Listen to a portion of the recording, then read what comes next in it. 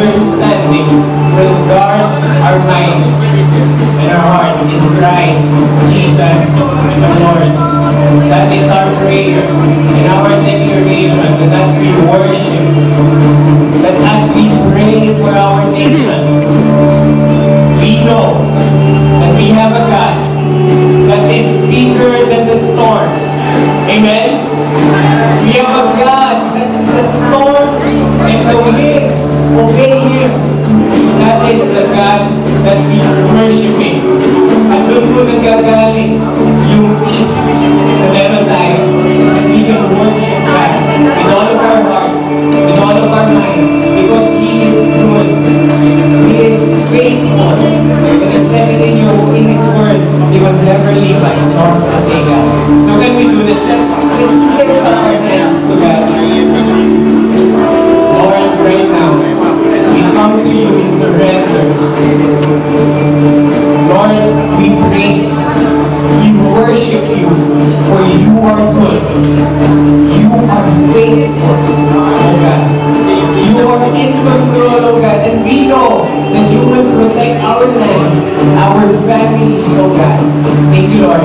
Right now, we'll just continue to fix our eyes on You. We will continue to put all of our trust, our faith in You, because You are good, oh God. Thank You, Lord. This we pray in Jesus' name. Amen. Amen. Let's worship God. Let's praise Him.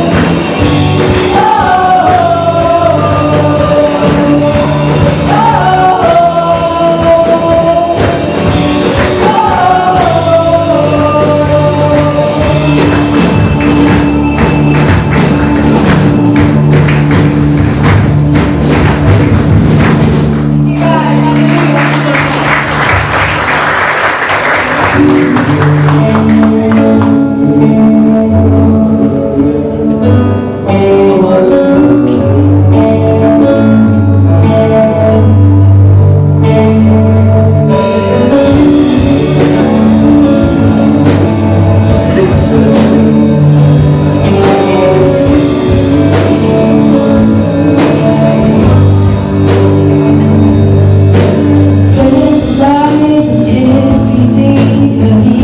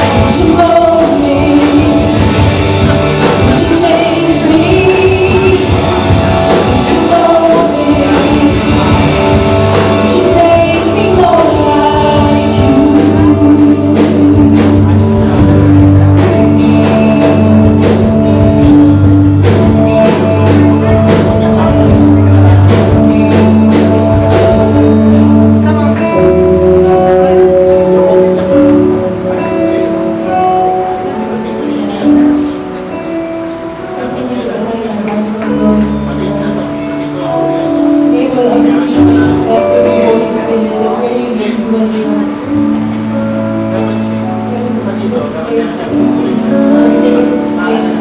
We lift up our fears, God, to you. Father, that I know, Father, the calamities that are trying to intimidate us, but God, be there in our fear. God, we can continue to live for you fully.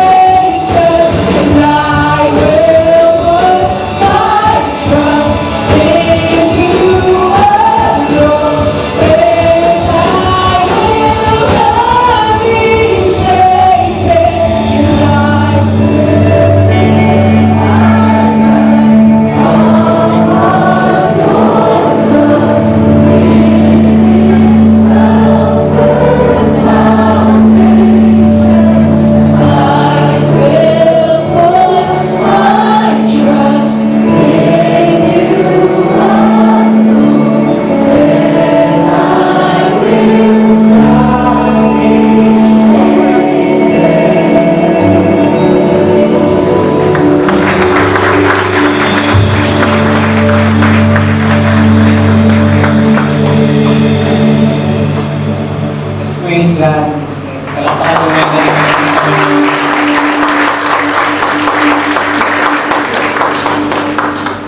You know, just like what the song says, as we build our life upon the love of Jesus Christ, we will not be shaken. We will not be shaken. Because it is our firm foundation. We will not be shaken because not because we are strong, but because we are worshiping an Almighty God, a powerful God. Amen? When Paul says that, when he is weak, then I am strong. Because the power of God rests upon you. The God that we are worshiping is bigger than the storms. Literal storms, and even the problems, the trials in our lives. So we can hold on to it. So let me pray. Lord, thank you. Because you are the one who uphold our lives, Lord. Thank you, God, because you are our refuge and our strength. You hide us under your wings, O God. When we walk through the waters, O God, it will not consume us. Thank you, God, because you said it in your word. You will never leave us nor forsake us, O God. So God, patuloy mo magtitiwala sa iyo, my Panginoon. Thank you, Lord. For your blessings. You know what, church? Our nation has been shaken for the past months. Even in the Visayas region, especially in the Visayas region, our brothers and our sisters in Cebu, Leyte, and Negros has been shaken. Few months, nagkaroon po ng lindol sa Cebu. And just this few weeks, just last week, they were devastated by the Bagyong Tito. And I believe this is a time to pray for them. Let's pray for our brothers and our sisters in Cebu, in the Visayas region, that God will comfort them. That what was lost and broken, God will be the one who will restore them. And also, we all know this, may paparating din pong bagyo na it will hit the Luzon area. The Bible says, the prayer of the righteous person is powerful and effective. Our prayers are being heard by our powerful God. So why don't we do this? Can we grab a cup? Let's take this time to pray. To pray for our brothers and sisters in Visayas region. And also, let's pray for this upcoming typhoon. Si Lord na magpapahina nito. We'll give you a few minutes to pray.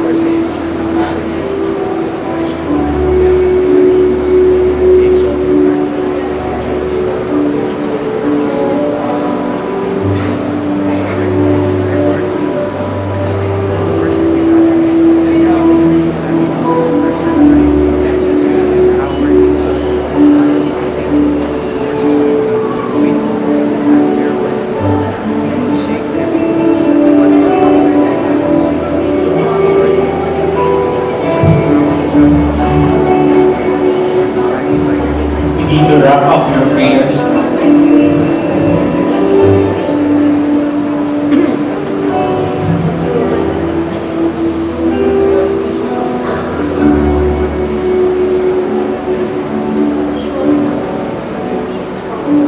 Agree with me in prayer. Lord Jesus, we lift up to you our brothers and our sisters in the Visayas region, O God. We lift up to you, God, our brothers and sisters in Cebu. Lord, I pray that during this time of trouble, O God, you will be their comfort, that they will find refuge and strength in you, O God. I pray, Father, that you will be the one who will restore what was lost, what was broken, O God. At even, O God, kayo po ang mag-provide ng lahat ng pangangailangan nila during this time. O God, yung pangkain, the water, God, na iinumin nila, kayo po ang magbibigay nun. And I pray, Father, that as our church in Cebu, O God, help those people, O God, that is affected by this typhoon. Lord, I pray that you will also protect them and provide for them, O God. And Lord, right now, we also lift up to you once again our nation, O God. We humbly ask, O God, to spare our land from this upcoming typhoon, O Lord. Thank you, God, because we are worshiping a powerful God that winds and storms obey you, O God, that we can trust in you, O Lord. Even as of now, O God, kayo pong nagpapahinga nitong bagyo, O God, in Jesus' name. Thank you, Lord, because you are mighty, you are powerful, O God, and we continue to trust in you, O Lord. Continue to lift up to you our nation, O God. Protect us, protect our family, O God. Thank you, Lord. This we pray. In Jesus' name. Amen and amen. Praise God. Praise the Lord. Praise God. Before you take your seats po, pwede niyo po mabatiin ulit yung mga katabi niyo ng isang magandang umaga. We thank God that you are here with us, worshiping God this morning. Praise God. Alam niyo po, kahit po mamaya pag-uwi po natin, let's continue to pray for our nation. Patuloy lang po tayo magdasal. Wala pong imposible sa ating Panginoon.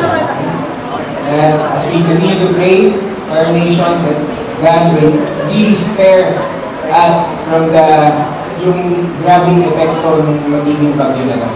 So, let's continue to do that. By the way, I'm Charlie. I'm not Aljur. I'm one of the campus missionaries here in Victory, Kaitla. And here in Victory, we exist in doing two things. That is to honor God and make disciples. Kaya po, because we want to honor God and make disciples, because that is the command of Jesus to us. It is the Great Commission. When Jesus says to go and make disciples of all nations, okay, we are serious with that. Not some nations, but all nations. Alam niyo po, no, excited na po akong matapos tong taon na to. Okay. Well, not because ang daming nangyari sa taon na to, but because I'm really excited for next year. Because next year, we will be having our Go Conference. Ayan. So, medyo hindi pa natin alam ano ba yung Go Conference. Ito po, may konting teaser po kami para sa inyo. So, let's all be encouraged as we watch this short video.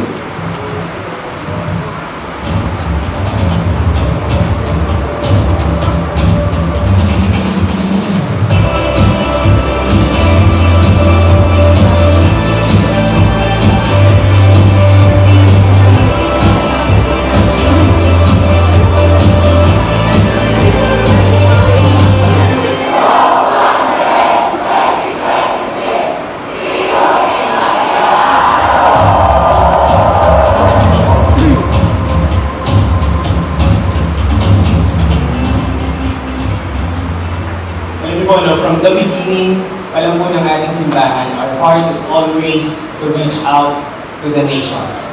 started from the Jubel. Doon po tayo nag-start sa Jubel. Now, we are now in 84 nations. Wow! 84. And yun po ang ating goal ever since. And we always do this. We gather every 3 years to gather all nations to worship God and to also receive a fresh impartation from the Holy Spirit so that all the more we can do what God is calling us to do to reach out to the nations. And alam niyo po, no, this is my first time joining the Go Conference. Kasi po yung Go Conference na nangyari, last time na nandito yun sa Pilipinas, it's around 16 years ago na po. 16 years ago na po yun, since nung last na nangyari ito, dito sa Pilipinas. Kaya po sobrang excited ako kasi 16 years ago, nasa past life po ako eh. Parang ano pa po yung ginagawa ko, parang sa buhay ko. Kaya I'm really excited to join in this Go Conference to hear from the Lord, to receive a fresh impartation from the Holy Spirit. So this will happen next year, and next year pa po, March. But our registration is now open. So our registration fee is 4,500. So we can now pray for it. Pray God for provision. And also, di ba, parating na po yung mga bonuses, 13-month pay. So we can all the more pray na so that we can join in our Go Conference. So if you want to know more about this, you can approach us at the back. And you can approach me right after the service if you want to know more about this. Why don't we do this? Let's pray. Kagaya po na sinabi ko kanina, no? Matagal pa po sa next year po ito, and a lot can happen still. Okay, so let's pray for this Go Conference. So I'm really in prayer. Lord, thank you. Thank you, God, for what you're doing in the nations. Oh, Lord, thank you, God, because nothing can hinder the advancement of your kingdom, God, in the nations. Lord, thank you as we participate, God, in this Go Conference. Lord, thank you, God, because you are the one who will provide for us everything that we need. Even God, yung pang-register namin dito sa conference na ito, alam ko sa inyo po ito magagalang. And Lord, we declare, oh God, for favor upon favor for those delegates, oh God, that will be coming here in the Philippines, oh God. I pray, God, that your Holy Spirit will continue to empower us so that all the more we will be an effective witnesses in our nation and to the nations of the world. Thank you, Lord. This we pray in Jesus' name. Amen. Amen. Kagaya po ng isang famous artist, lagi na sinasabi, go, go, go! Let's go na. Kain tara na. To go. Kanina 9 a.m. bumenta eh, pero di ka try ko ulit next class. Now, to exhort us in our time of giving, to continue as we continue to worship God in our time of giving, let me call on one of our faithful volunteers here in our victory kainta. Let me call on Doc Jen to encourage us as we worship God right now. Thank you. For our tithes and offering, that our verse is from Psalm 37:26. The godly are always giving and lending freely. Their children will be a blessing. Ang ganda po ng verse natin today. Sabi ko, a life that walks with God naturally overflows with generosity. Pakiulit nga po, overflows. Gusto niyo po mag-overflow yung buhay natin?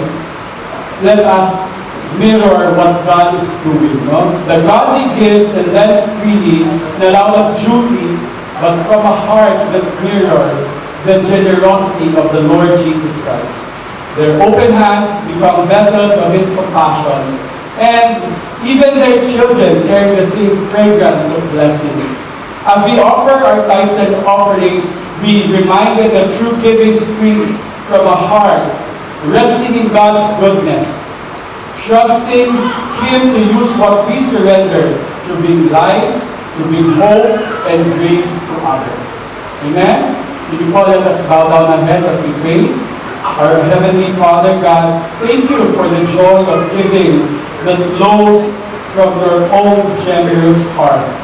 Thank you for teaching us to open our hands without fear, to show kindness where there is lack, and to reflect your love through every act of grace. Let our lives and our children shine as living blessings. Prove that generosity brings beauty wherever you live. In the mighty name of Jesus Christ we pray. Amen and amen. God bless you as you go. Thank you.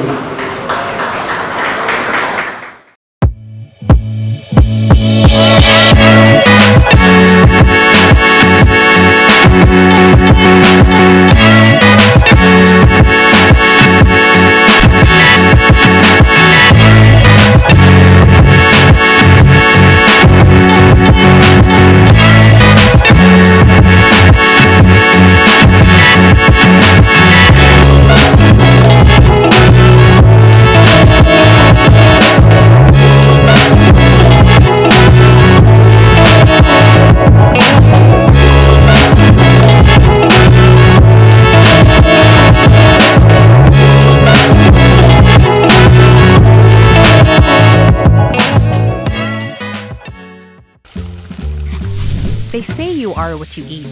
So why do we feast on fast fixes, microwave moments, processed pleasures, and wonder why our spirits feel starved?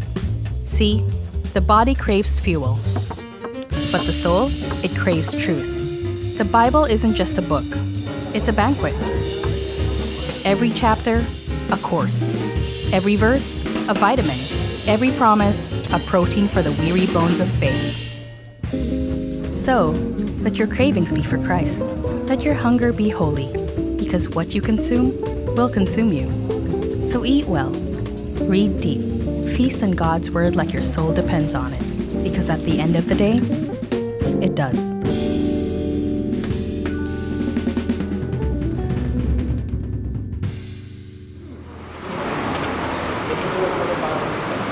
Good morning, everyone. Dito sa katabi mo, you are what you eat.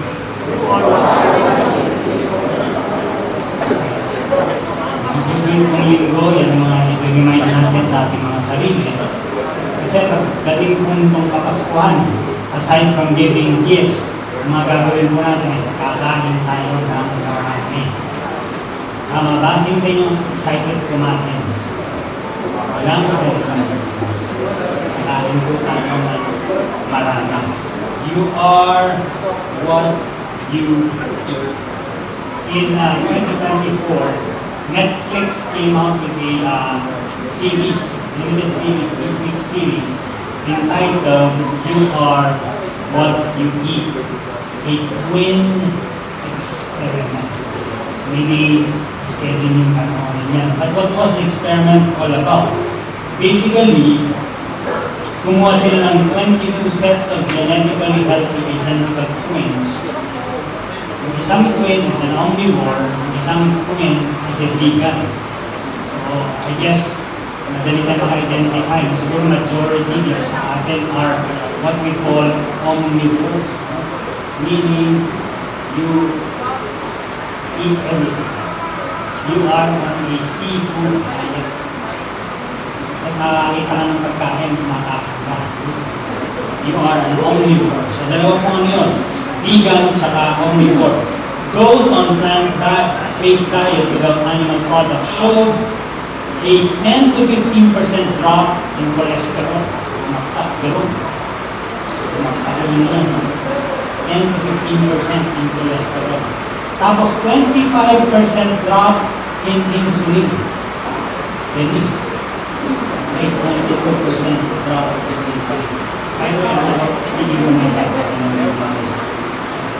And 3% drop in weight.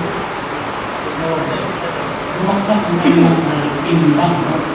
What does that really mean when we say you are what you eat? It simply means this.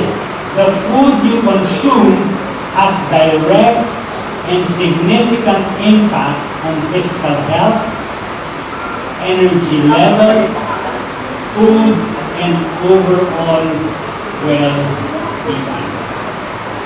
It's true for the physical, but it is also true for the spiritual. What we consume can consume us. That's really the bottom line. So you can ask yourself, What do I feed? What do I feed my eyes? What do I feed my brain? What goes into my heart?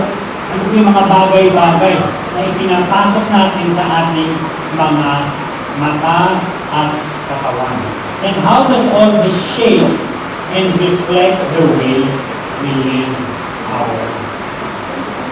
You know, this series would like to show powerfully how the Word of God can change and transform all of us from the inside out, so that all of our lives can be a witness and a reflection of God's way of life. We also would like to target our strengthening of our trust on the Word of God. Yung po yung gusto natin, no? Na as we go through the series, all of us get to build up ang trust po natin sa salita ng ating Panginoon. And not just trust, but even our confidence when life happens daily. So we start with our first video, yung natin. The title is The Authority of God's Word. So may I ask everyone to stand on their feet if you're able, and turn your Bibles to 2 Timothy chapter 3, verses 16 to 17. Only read two short verses, no? Chapter 3, verses 16 to 17. It says in the ESV, all Scripture is breathed out by God and profitable for teaching, for reproof, for correction, for training in righteousness, that the man of God may be complete, equipped for every good. Lord, we are ready, Lord, to devour your word. Ready, Lord, to make make your word, your scriptures, Lord God, our daily word. We thank you, Lord, that you will turn, Lord God, your word into a magnet for us, Lord, every day. That we might be directed and drawn towards it, Lord God, like anybody. And from the munching, eat, meditate, pray, loving of your word, and may grow spiritual in faith, Lord God, and in confidence, and in trust. Lord, we're grateful for today, as your word is speech for us. In Jesus' name we pray. Amen. And here and go ahead and take your seats. In Paul's letter to Timothy, ito po yung huli ng sulat ng Apostol Pablo sa kanyang spiritual son na si Timothy. And he was really at the end of his ministry, but also he was already almost at the end of his life. Si Paul po nararamdaman niya na that he was about to be taken, or maybe he felt that he was about to be executed as well. But he took the time to write a letter to Timothy, his son, about the last days. It was a chapter na yun, pinasa ng bumi. It was warning Timothy about those who will fall away during the last days and then yung magiging galit ng mga tao. But he also told Timothy of both the deceivers and those who are going to be deceived as they go through or pass through the last days. And Paul was exhorting his son. He was telling Timothy to continue. Continue with what? Paul was telling his son, continue with what you have learned. Not just what you've learned, but what you have learned, whom you have learned it from. Ano yung natutunan mo, at kung kanino mo natutunan, yung natutunan mo. And basically, yung natutunan ni Timothy is natutunan niya yung kay Paul. Because si Paul yung kanyang kasama-sama sa ministry. And hindi lang yun, natutunan niya yung mga bagay-bagay na yun sa kanyang nanay at saka sa kanyang lola. Sa grandmother na sa si Eunice saka ang mother niya si Eunice. And what did Timothy learn? They learned and was very acquainted with scriptures, with the Holy Spirit, since he was young. Since pagkabata po ni Timothy, alam niya na, kumbaga yun yung sinishare sa kanya ng kanyang nanay at saka ng kanyang lola.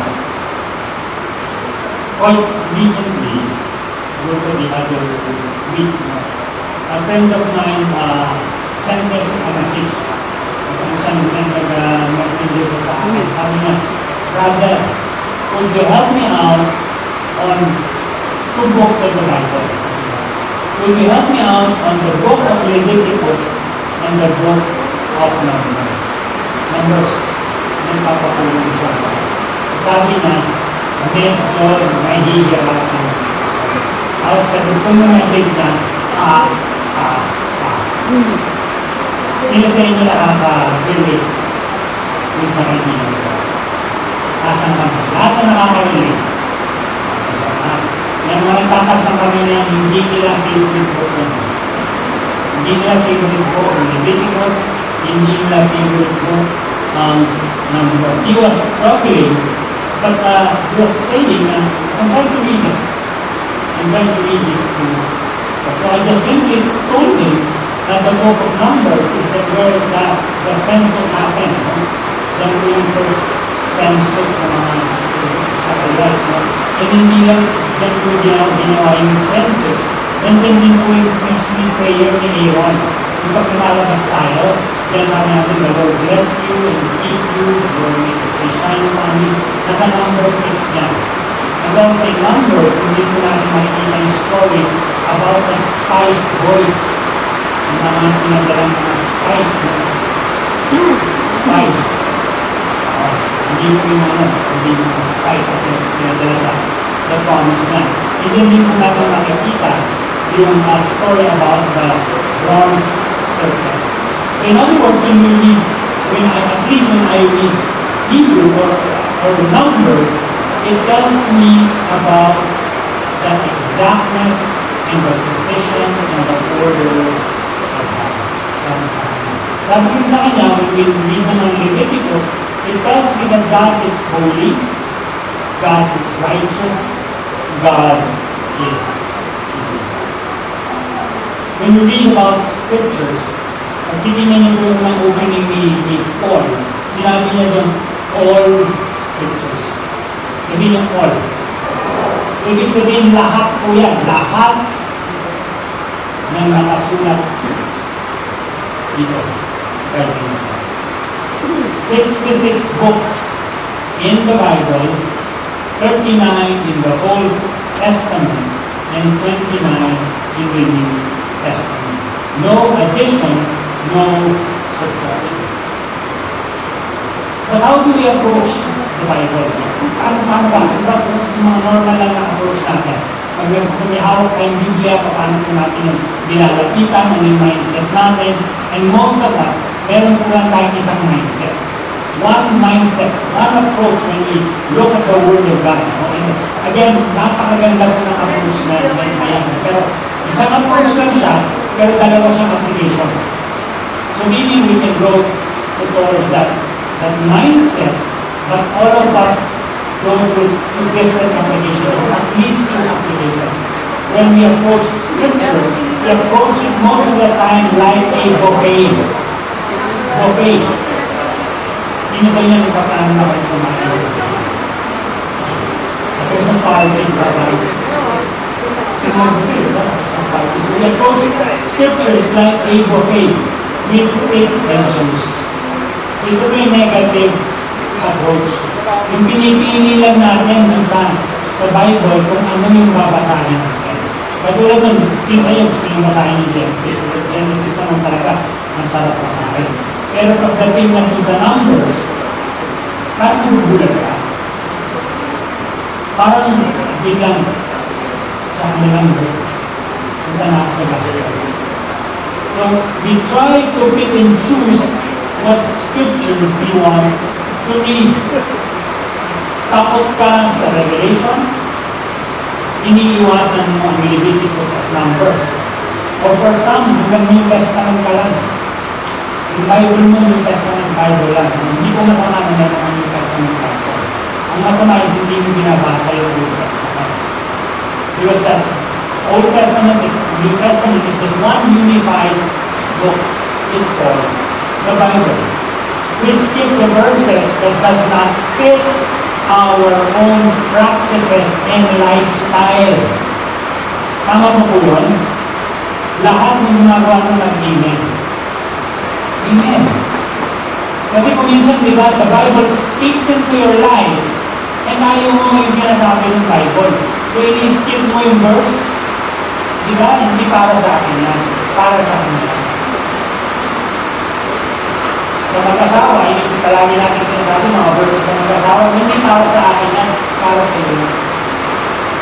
We skip the verses that speak into our life because we do not want to change the way we approach or we apply the verses in our lives. And number two, ito naman yung isa ba ulit approach na kanila, isa lang naman yung approach nyo. You approach it like a buffet pa rin. Kaya naman the positive side naman. Kung nag-approach ka sa kabilang side na sinasabi mo i-skip ko yung verse, ang maganda po to approach it on a positive note, no? Meaning still like a buffet where you eat everything that is presented to you. Meron ba dito yung pupunta ka sa buffet, magmula opening hanggang closing, hindi ka umuwi? Sayang eh, di ba sinasabi ko, sayang. Sayang. Babayad ka ng 1.8 kung yan. Gano'n ba buffet yun? May 900 ka ba? Meron ba ba? Meron pa, bigyan mo. Most of it, siguro na 1.8. Sa pinisip ko, sayang. Uupo ako, kakainin ko lahat yan. From appetizer to dessert. Maging shrimp man yan, maging wagyu man yan, kakainin ko lahat yan. When we look at the Bible, it's good to look at it as if we are in need of it. Meaning, we don't set aside anything that's in the Bible. Meaning, lahat po yan, gagawa natin ng paraan para mabasa natin. Anyway, there's 365 days in a year. So, pwede kayong araw-araw kumuha ng Bible reading plan. Dadaanan nyo lahat yung dapat namin basahin sa Bible. Wala kang pinapatawad, wala kang pinipili, basta nakasulat sa salita ng Diyos, babasahin. We devour our scriptures, Old Testament yan, o New Testament. Dito lang po sa attitude na ito na okay sabihin patay gutom ka. Basta patay gutom ka sa scriptures. Ibig sabihin hindi ka mabubuhay hanggat hindi ka kumakain, hanggat hindi ka nagpapartake ng scriptures. Para bagang kape mo sa umaga, hindi ka mag-jumpstart hanggat hindi ka nagbabasa ng Word ni God. Para bagang tsaka mo siya sa gabi, hindi ka makakatulog hanggat hindi ka uminom ng tsaka. So that's how we like approach scriptures. All of scriptures. I remember what Job wrote, no? Sabi ko ni Job, I have not departed from the command of his lips. I have treasured the words of his mouth more than my necessary. Napakagandang attitude of God. To treasure the word of God more than your necessary. But Paul continues, sabi niya, all scripture is breathed out by God. We spend a little time with this in breathed out. Breathed out by God is one word in Greek that is rooted in actually two words, theo and nestos, na meaning God breathed. So yan po yan, yung Greek word na yan, theo nestos, God breathed, meaning scriptures is really divinely inspired, directly coming from the mouth of God. Divine inspiration simply means this: God is the author, but He uses human agency. So God is the author, but He uses human agency. Siya po yung nagsusulat, pero ang nagsusulat talaga, author siya, pero nagsusulat talaga is tao. Think about it like a sailboat. A sailboat will not be able to run by itself unless a wind comes to its sail. Yung sinasabi ko sa Bible that the writers were carried along as they wrote the scriptures, yun po yung idea nun. That the sail was moving because there is a wind is blowing through the sail. Ganun din po sa Bible. Si Lord, yung ultimate author, but ang sumulat is tao. So it is authored by God, but written by men. And because, ito po importante, because God is the author, that's where we get the authority of the Bible. Because God is the author, that's where you get the authority of the Bible. We simply say this, God's Word is above any other belief system, opinion, or idea. In fact, the word Bible has already become synonymous with authority. You know that? I guess you all do. It has become synonymous with authority. That's why we can look at books that says the Carpenter's Bible. Yan, di ba? The Carpenter's Bible. Hindi po yan Bible lang. Carpenter, may sarili silang Bible. Hindi po yan. Yan din po yung susunod, the Computer Programming Bible or the Fisherman's Bible. It simply means this, no? That particular book is the authority in carpentry. That particular book is the authority in computer programming. That particular book is the authority in anything that has to do with fishing. So when we look at the Bible, it's authoritative because the author is God. Hindi mo kasi tao yung sumulat in that sense. The author is God, therefore the Bible has authority. And because God is the author, the Bible can be trusted because it has the authority to speak into many essentials sa buhay natin, many essentials and many existential topics. Alam niyo po, pag dinistil natin ang buhay, ang buhay po natin ay palagi lang daw merong 4 na katanungan. If you distill all the questions in the world about life, you can distill it into 4 questions. The first question is this: what is morality? Where do we get it? How do we get to define what is right and what is wrong? And the Bible states that. The next is, where did I come from? Origin. Origin. Sinasagot po yan ng Bible. And we know that the answer lies in Genesis. So morality, origin, meaning. Meaning, why am I here? What is my purpose? Bakit ako create ng Panginoon? And that also is going to be answered by this Bible. And the last is destiny. Saan ako papatungo? Saan ako pupunta? Where will I end when I end my life here on earth? Scripture speaks of truth, guidance, and standards over family, marriage, relationship, finances, politics, social issues, spiritual disciplines, and many, many more. It is not the only authority, hindi lang po yan yung authority na sinusunod natin, but ultimately it is the final authority for doctrine in Christian living. All scriptures is breathed out by God. And profitable. And you know, when you're a businessman, this is very easy to understand. Sinabing profitable, meaning you get or gain something out of it.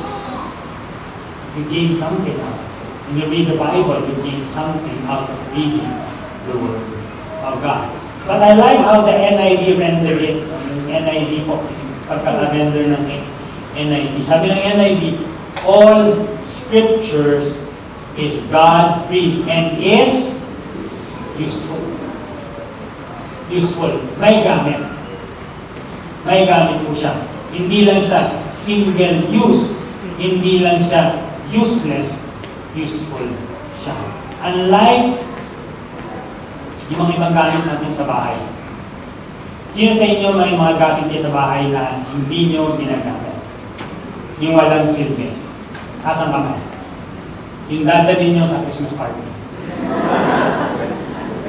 Di ba? Yung nag-white elephant tayo. Christmas party, white elephant. Yung maganda sa iba, sa iyo useless. Kaya mo dinadali. Kaya ako pinagpapalit, hoping na meron dumating sa iyo na useful. And the Word is telling us, and God is telling us that the Bible is useful. May gamit po ito. Hindi po ang gamit nito is nakalagay lang, nakapatong lang dun sa harapan ng pintuan ng bahay nyo. Pagpapasok ka, kumakapakalagtas. Hindi po yun ang gamit ng Biblia. Hindi po siya display lang. Hindi lang po siya ginagamit pag meron kang problema sa buhay. Ginagamit po siya araw-araw. It is useful, the Bible says. The Word of God is useful. May gamit po, no? It is useful for many things. Pero apat po yung sinabi dito. It's useful for teaching, instructing believers in God's truth. That's where we base all of our doctrines dito po. Sa salita ng ating Panginoon. Kung meron po kayong makikita ng doktrina na hindi sinusupport ng salita ni God, huwag niyo pong paniwalaan. Because doctrine, and our doctrine as a movement, and our doctrine, our values and our beliefs are truly based on the Word of God. It's useful for all ages. Would you believe that? It's useful for all ages. That's why Sila Light would teach it even to our kids in kids' church. And even the Bible would affirm it that it's useful for all ages because si Timothy, sabi sa kanya, you have been acquainted with the Word since infancy. Since you were young, your parents, your mother, your grandmother has been teaching you the Word. And look what happened to Timothy. He became a pastor. He pastored the church plant in Ephesus. Because the Word was spoken to him. And I'm encouraging all of you parents to go ahead and teach the Bible to your kids. No matter how young they are, kahit baby yan, basahan mo ng Bible. Kung gusto mo habang natutulog siya, let him hear or her hear the Word of God. May mga audio Bible naman tayo eh. Tayo naman matatanda pa, nag-drive tayo papunta sa trabaho. Let's have that audio Bible because it's profitable for teaching us doctrines.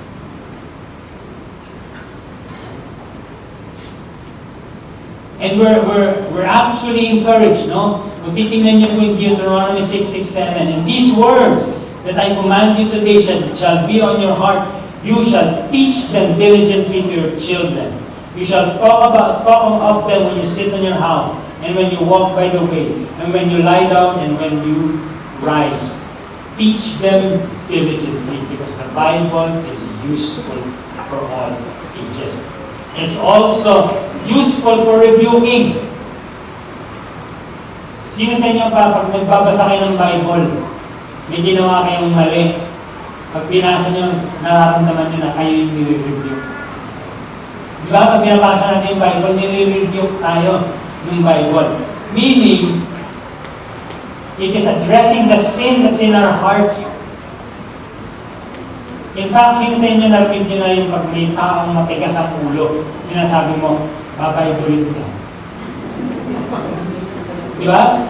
Babay ba? Pag nakita lang, babaybulit ka. Mali naman po yun. Maaaring harsh siya. No? Kasi iniisip mo talaga gagawin mo siya pampasan. Tigas na ulo mo, ha? Babaybulin kita. Hindi po ganun yung idea nun. When you say, babaybulin ko siya, meaning, the way you're going to rebuke him is through the Word. Para hindi ang dating ang yabang na naman. Para hindi dating perfect. Para hindi dating hindi ka na nagkakasala. Hindi.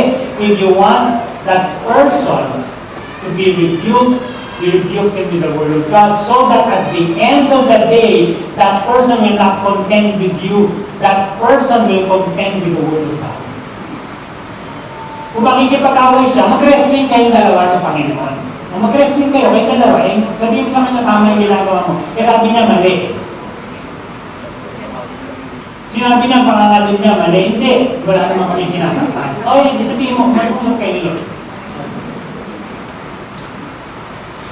So it's useful for rebuking. The Bible is also like a mirror. Pag maharap ka, di ba, pag nagbabasa ka, parang kang maharap sa salamin. Para siyang flashlight.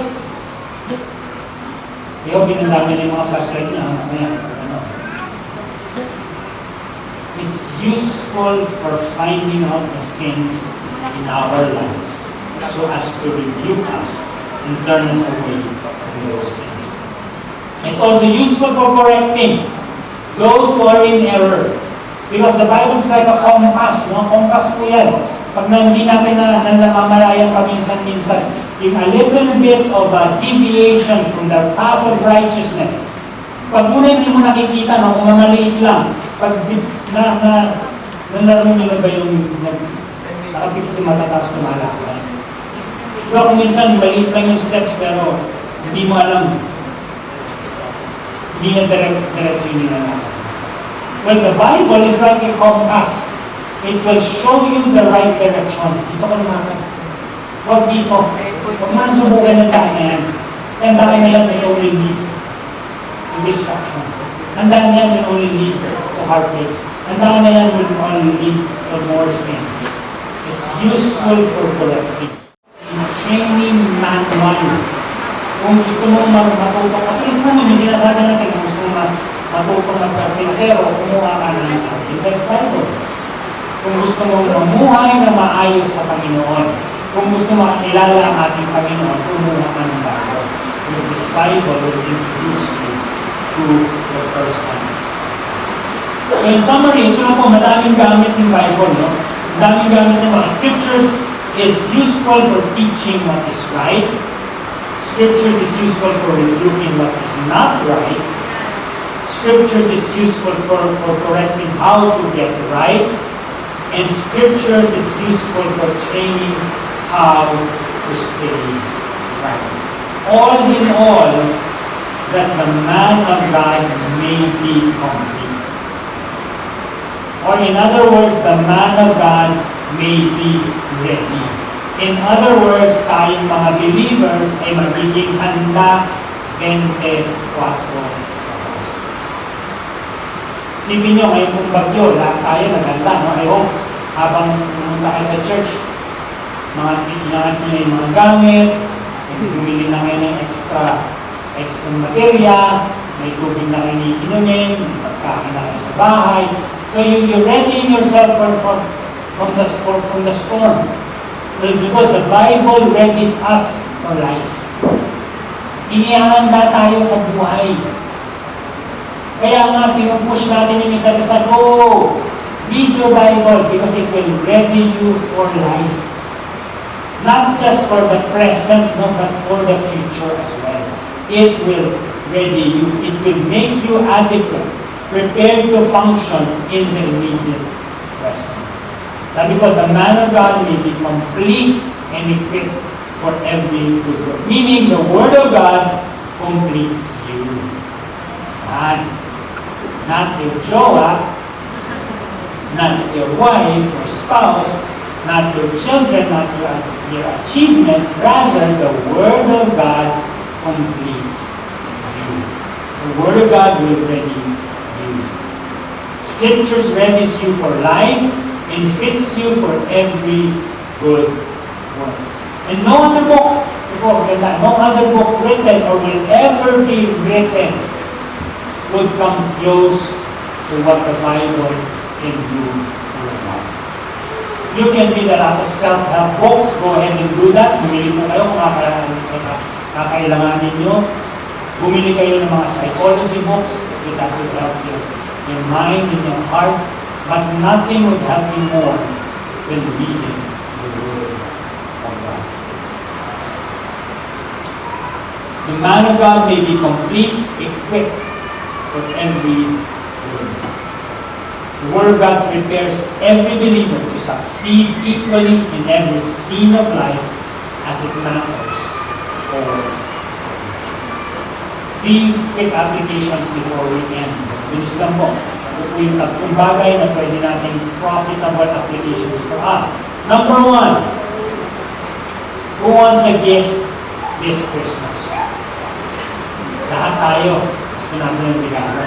So gawin nyo, unang gift na gusto nyo matanggap is a Bible. So give yourself a Bible this Christmas. Regaluhan nyo yung sarili nyo. Kaya, I dare say this, no? If it's an expensive Bible, get the most expensive Bible that you can have. Because if there's value, no, physical value in it, aalagaan nyo. Tama ba?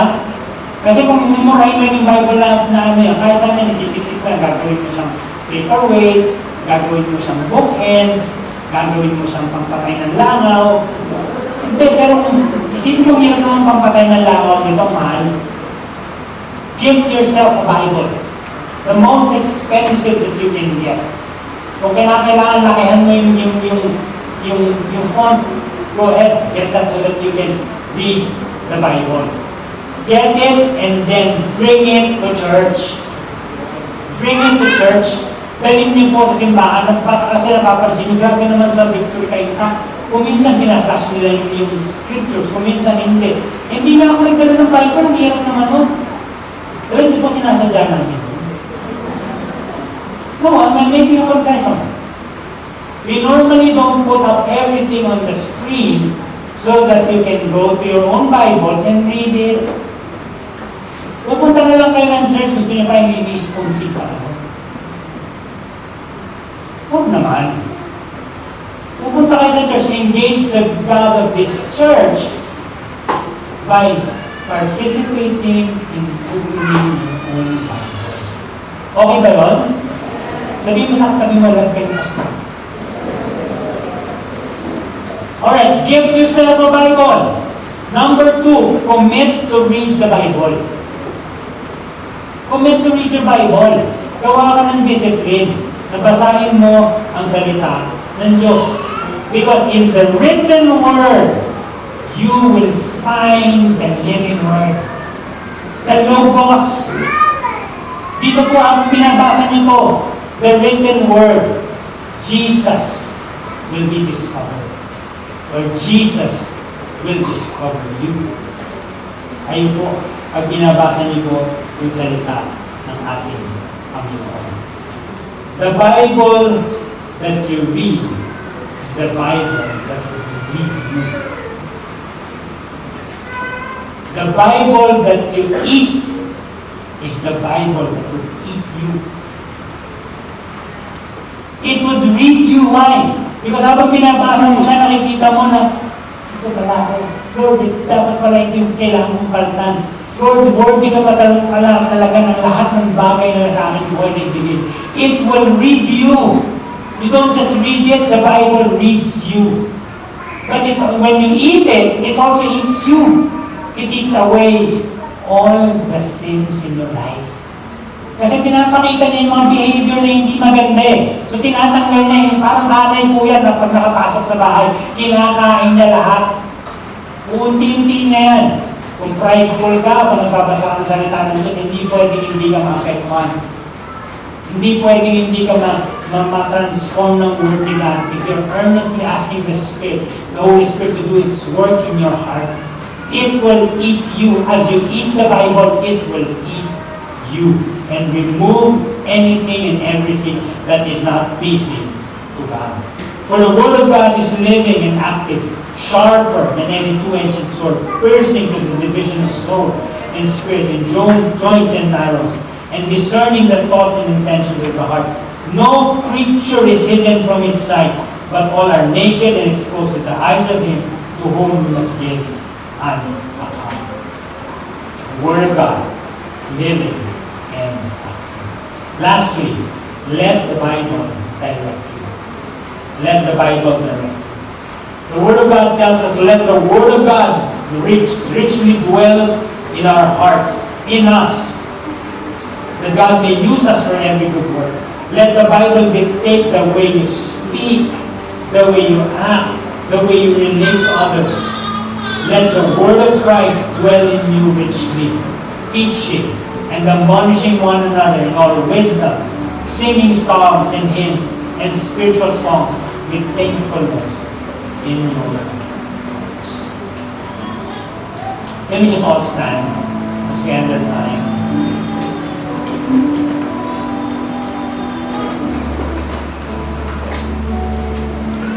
The truth of the matter is this, mga kapatid. The Bible will not make sense to an unbeliever. It will not make sense. It will not make sense to someone who does not have faith. It is foolishness to those who are perishing. Wala po siyang silbi sa mga hindi naniniwala sa ating.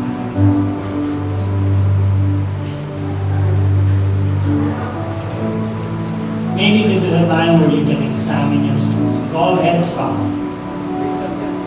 Examine yourselves. Lord, have I truly given my life to you?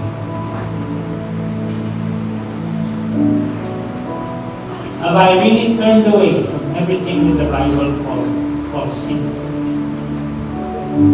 I want your word, Lord, to make sense to me. I want your word, Lord. I desire it, Lord God, to be able to speak to me. For God, what God is telling you, we have to surrender first. You have to come to my footsteps. You have to come to the foot of the cross. So if that's you, you can begin by surrendering your life to Christ. Why don't you pray this prayer? Dear Jesus,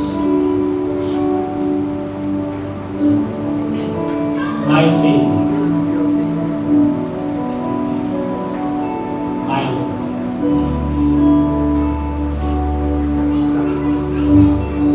surrender my life to you. Giving my life to you. I'm repenting of everything that the Bible calls sin. For I know that I have sinned. And I'm asking for your forgiveness. Dear Jesus, would you forgive me and have mercy on me?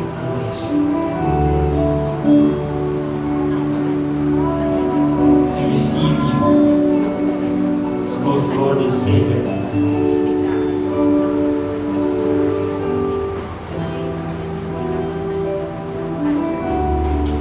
Just feel that some of us are struggling, keeping that discipline. Read the Word of God. I want to pray for you. I'd like you to come before the Lord, all humility. Maybe you're having a hard time understanding, or even applying the Word of God. Lord, I pray for my brothers and my sisters. Starting this very moment, Lord, there's going to be different attraction to your Word. A sense of longing, Lord. Not a sense of fear, Lord, from your Word, but a sense of excitement. A sense of passion, Lord, that will burn in their heart. That it is as if, Lord, that if they do not read the Word, their day is not complete. That is as if, Lord, that if they do not start the day with your Word, they find themselves weak and wanting. Lord, I pray for your church. That you reignite the passion for reading your word. Not just reading your word, more than reading your word, for truly responding and obeying your God, what the word says. Thank you that the word is useful. Thank you that the word is powerful. Thank you, Lord, that as we read and meditate on the word, the Lord Jesus, the Logos, is speaking to our hearts and dwell as we abide. All raise our hands to heaven. May the Lord bless you. May the Lord make His face shine upon you and be gracious. May the Lord lift up His countenance upon you and grant you peace. In the name of the Father, the Son, and the Holy Spirit. Everybody says, Amen. God bless you all. See you next week. And if you will be needing help, advise me po kami.